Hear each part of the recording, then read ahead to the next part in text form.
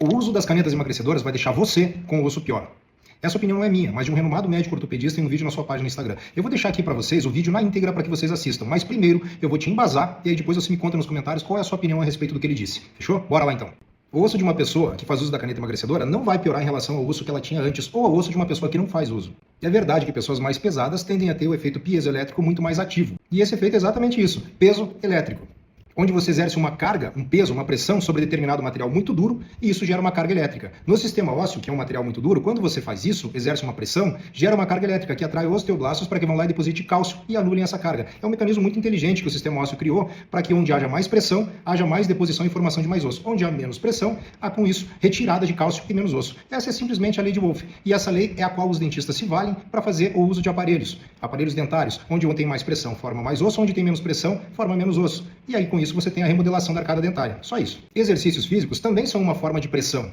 Isso significa que um gordo sedentário vai ter ossos muito mais fracos do que um magro que é ativo e pratica musculação, por exemplo. Além disso, muitos pacientes obesos podem ter hipogonadismo, e sem a produção de hormônios não vai haver formação de ossos. E é por isso que as pessoas mais velhas tendem a quebrar seus ossos muito facilmente. Eles quebram os ossos e caem. Isso mesmo, eles quebram os ossos e caem, e não ao contrário. Então, ser pesado não significa que vai ter ossos mais fortes, assim como também perder peso não significa que você vai ter ossos mais fracos. Além disso, ser muito pesado também prejudica as articulações. E as articulações não tem lei nenhuma que proteja. Se ferrar, aí ferrou mesmo. Então não tenha receio de perder peso e ficar com os ossos mais fracos. Isso nunca vai acontecer. Perca peso com orientação e você sempre vai ser mais forte. E sim, é claro que sim. O nutricionista é indispensável e, na minha opinião, ele deveria ser um dos profissionais de saúde habilitados a ser prescritor e orientador de um protocolo com o uso dessas canetas, para que ele pudesse usar ela como uma das ferramentas do seu arsenal, na hora e no tempo que ele julgar correto. É lógico, ele vai ter que se preparar primeiro para isso. A caneta emagrecedora, ela não substitui o nutricionista, ela fez ele ser mais necessário. Porque quando você perde peso desqualificado, você também tem perda óssea. Não que essa perda óssea ela interfira naquilo que é o seu peso, você não vai perder osso suficiente para perder peso, mas você vai ficar com um osso pior. Como a gente sabe disso?